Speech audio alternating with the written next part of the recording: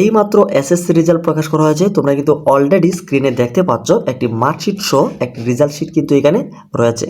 একজন ছাত্র বিজনেস স্টাডিজে পরীক্ষা দিয়ে জিপিএ 4.28 পয়েন্ট পেয়ে কিন্তু এই বছরে উত্তীর্ণ হয়েছে। এমনকি তার সাবজেক্ট ওয়াইজ কোন সাবজেক্টে কত নাম্বার পেয়েছে সব কিছু ইনফরমেশন কিন্তু এখানে রয়েছে। এখনও যারা তোমরা এসএসসি রেজাল্ট হাতে পাওনি কিংবা চেক করতে পারোনি, তোমরা চাইলে এই নিয়মটি ফলো করে তুমি জাস্ট এখনই তোমার ফলাফলটু চেক করে নিতে পারবে। কীভাবে করবে সেই প্রসেসটা আজকের এই ভিডিওতে তোমাদেরকে আমরা দেখিয়ে দিচ্ছি। তাই সম্পূর্ণ ভিডিওটি একটু মনোযোগ সহকারে দেখলে তোমাদের রেজাল্টটা কিন্তু খুব সহজে চেক করে নিতে পারবে।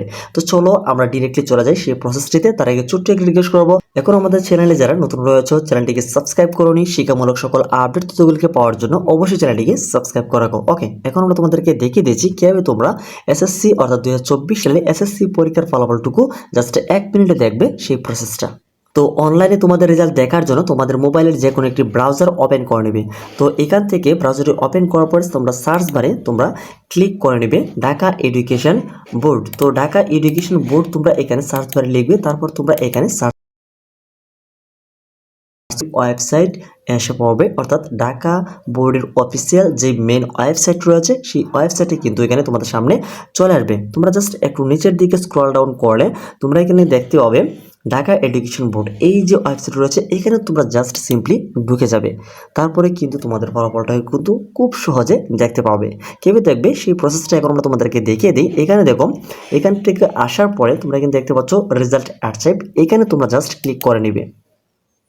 তো সেইখানটাতে ক্লিক করার পরে তোমাদের রেজাল্ট দেখার জন্য এরকম একটি পেজ কিন্তু ওপেন হয়ে যাবে। তো এই জাস্ট সিম্পলি বেসিক কিছু ইনফরমেশন দিয়ে তোমরা জাস্ট নাও তোমাদের ফলাফলটুকু চেক করতে পারবে। তো কীভাবে চেক করবে, কী কী ইনফরমেশন দিতে হবে এখন আমি দেখিয়ে দিচ্ছি।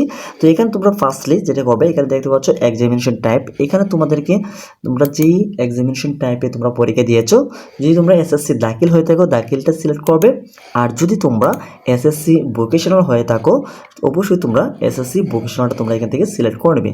তো আমরা এখান থেকে এসএসসি দাখিলটা সিলেক্ট করে নিলাম।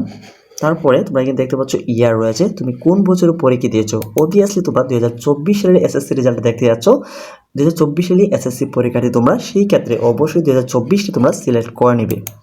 তারপরে একটু নিচে দেখতে পাচ্ছ একটি বোর্ড রয়েছে, এই তুমি কোন বোর্ড থেকে পরীক্ষা দিয়েছো।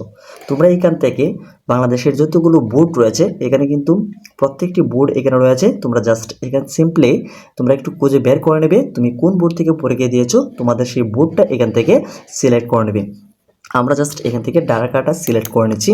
তারপরে এখানে তোমরা কিন্তু দেখতে পাচ্ছ রোল নাম্বার, এই যে একটি বক্স রয়েছে, এই বক্সের মধ্যে তোমাদের সেই রোল নাম্বারটুকু দিতে হবে। তো রোল নাম্বারটা এটা অবশ্যই তোমরা একটু সতর্কভাবে দিবে যেন সঠিক রোল নাম্বার তোমরা দিতে পারো। ওকে, তারপরে একটু নিচের দিকে আসলে আমরা কিন্তু দেখতে পাচ্ছি একটি রেজিস্ট্রেশন নাম্বার রয়েছে। তোমরা এখানে তোমাদের পরীক্ষার যেই রেজিস্ট্রেশন নাম্বারটা রয়েছে সেই রেজিস্ট্রেশন নাম্বারটা এখানে তোমরা একদম সঠিকভাবে দিয়ে নেবে। তো রেজিস্ট্রেশন নাম্বারটা তোমরা এখানে ভালোভাবে দেওয়ার পরে তোমরা এখানে দেখতে পাচ্ছ একটি ক্যাপচা কোড রয়েছে 3+3। অবশ্যই তোমরা এটা যোগ করে অর্থাৎ ক্যালকুলেট করে তোমরা সঠিক যেই যোগফলটা এই যে বক্স রয়েছে এইখানে জাস্ট সিম্পলি তোমরা দিয়ে দিবে 3+3 6। তো এটা তোমরা ফিল আপ করার পরে তোমরা একটু নিচের নামলে তোমরা দেখতে পাবে এই যে এখানে সাবমিট অপশন রয়েছে।